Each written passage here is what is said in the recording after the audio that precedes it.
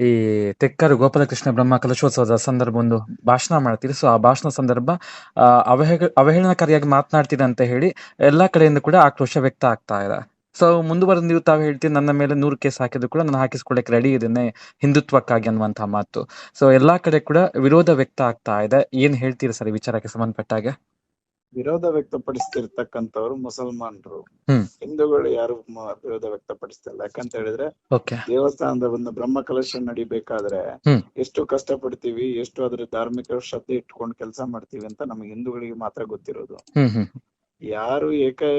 ಯಾರು ಯಾವುದೇ ರೀತಿಯಾಗಿರ್ತಕ್ಕಂತ ಹ್ಮ್ ಯಾವುದೇ ರೀತಿಯಾಗಿರ್ತಕ್ಕಂತ ಹ್ಮ್ ಶಿಸ್ತು ಇಲ್ಲದಂತವ್ರು, ಧಾರ್ಮಿಕ ಭಾವನೆಯನ್ನು ಕೆಡಿಸ್ಬೇಕನ್ನುವಂತ ಇರ್ತಕ್ಕಂತ ವ್ಯಕ್ತಿಗಳು ಹ್ಮ್ ಅಲ್ಲಿ ಈ ರೀತಿ ಕೋಮು ಭಾವನೆ ಪ್ರಚೋದನೆಗೆ ಒಳಪಡಿಸ್ತಕ್ಕಂಥ ನಿಟ್ಟಿನ ಕೆಲಸಗಳನ್ನು ಮಾಡಿದಾಗ ಹ್ಮ್ ಅದನ್ನು ನಾವು ಪ್ರಶ್ನೆ ಮಾಡ್ಲೇಬೇಕು. ನಾನು ಪ್ರಶ್ನೆ ಮಾಡಿದ್ದೇನೆ. ಓಕೆ ಮತ್ ನನ್ಗೆ ಇನ್ಯಾರ್ದು ಸರ್ಟಿಫಿಕೇಟ್ ನ ಅಗತ್ಯ ಇಲ್ಲ. ಹಿಂದೂ ಸಮಾಜ ಸರ್ಟಿಫಿಕೇಟ್ ಸಾಕು ನನಗೆ. ಓಕೆ. ಈಗ ಏನ್ ಮಾತು ಕೇಳಿ ಬರ್ತಾ ಇದೆ ಅಂತ ಹೇಳಿದ್ರೆ, ನಾವೀಗ ಯಾವ ಕಾರ್ಯಕ್ರಮಕ್ಕೂ ಹೋಗಿದ್ದೆವೋ, ಸೊ ಆ ಕಾರ್ಯಕ್ರಮದ ಬಗ್ಗೆ ಮಾತನಾಡ್ಬೇಕು. ಅದು ಬಿಟ್ಟು ಅಲ್ಲಿ ಯಾವುದೇ ಧರ್ಮದ ಬಗ್ಗೆ ಮಾತಾಡುವಂತದ್ದು ಅನ್ನುವಂಥದ್ದು ತುಂಬಾ ತಪ್ಪು ಅನ್ನುವಂತಹ ಅಭಿಪ್ರಾಯಗಳು ಈಗ ವ್ಯಕ್ತ ಆಗ್ತಾ ಇದೆ. ಇದಕ್ಕೇನ್ ಹೇಳ್ತೀರಿ? ಯಾರು ವ್ಯಕ್ತಪಡಿಸ್ತಾ ಇಲ್ಲ. ಹಿಂದೂ ಸಮಾಜ ಅದನ್ನ ಒಪ್ಕೊಂಡಿದೆ. ಮತ್ತೆ ಆ ದೇವಸ್ಥಾನದ ಬಗ್ಗೆ ಪರ ತಿಳ್ಕೊಂಡು ಹ್ಮ್ ಅದನ್ನು ಮುಸಲ್ಮಾನರ ಅದನ್ನು ಆ ಜಾಗವನ್ನು ಕಬ್ಜಾ ಮಾಡಿದ್ರು. ಅದರಲ್ಲಿ ಓಕೆ ಅವರು ಅದನ್ನು ಸ್ವಾಧೀನದಲ್ಲಿತ್ತು. ನಾನು ಹ್ಮ್ ಶಾಸಕನಾಗಿದ್ದಂತ ಸಂದರ್ಭದಲ್ಲಿ ನಾನೇ ಹೋಗಿ ಮುಂದೆ ನಿಂತು ಹ್ಮ್ ಅದನ್ನು ತೆರವುಗೊಳಿಸಿ ದೇವಸ್ಥಾನಕ್ಕೆ ಅವಕಾಶ ಮಾಡಿಕೊಟ್ಟದ್ದು,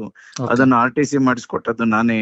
ಹ್ಮ್ ಅದಕ್ಕೆ ಸಂಬಂಧಪಟ್ಟಿರ್ತಕ್ಕಂತ ಬ್ರಹ್ಮ ಕಲಶೋತ್ಸವ ಜೀರ್ಣೋದ್ಧಾರದ ವ್ಯವಸ್ಥೆಯಲ್ಲಿ ಓಕೆ ನಾನು ಸಂಪೂರ್ಣ ಅದರ ಜೊತೆ ನಿಂತು ಹ್ಮ್ ದೇವಸ್ಥಾನ ಆಗಿರೋದು. ನಾನು ಹ್ಮ್ ನನಗೆ ಅಲ್ಲಿ ಯಾವ ರೀತಿಯಾಗಿ ಆ ಹ್ಮ್ ಮುಸಲ್ಮಾನರ ಮಧ್ಯದಲ್ಲಿ ದೇವಸ್ಥಾನ ಕಟ್ಟಿದ್ದೇವೆ ಹ್ಮ್ ಕಟ್ಟಿದ್ದೀವಿ ಅನ್ನುವಂಥದ್ದು ನನ್ಗೆ ಗೊತ್ತಿದೆ. ಓಕೆ ಆ ಕಾರಣಕ್ಕೋಸ್ಕರ ಅಲ್ಲಿ ಅಷ್ಟು ಕಷ್ಟಪಟ್ಟಿರ್ತಕ್ಕಂಥ ಆ ದೇವಸ್ಥಾನದ ವ್ಯವಸ್ಥೆಯಲ್ಲಿ ಹ್ಮ್ ಈ ರೀತಿ ಮಾಡಿರ್ತಕ್ಕಂಥದ್ದು ಹ್ಮ್ ತಪ್ಪು. ಹ್ಮ್ ಹ್ಮ್ ನಾವು ಇನ್ನು ಮುಂದೆ ಆದ್ರೂ ಹಿಂದೂ ಸಮಾಜ ಜಾಗೃತಗೊಳ್ಬೇಕು.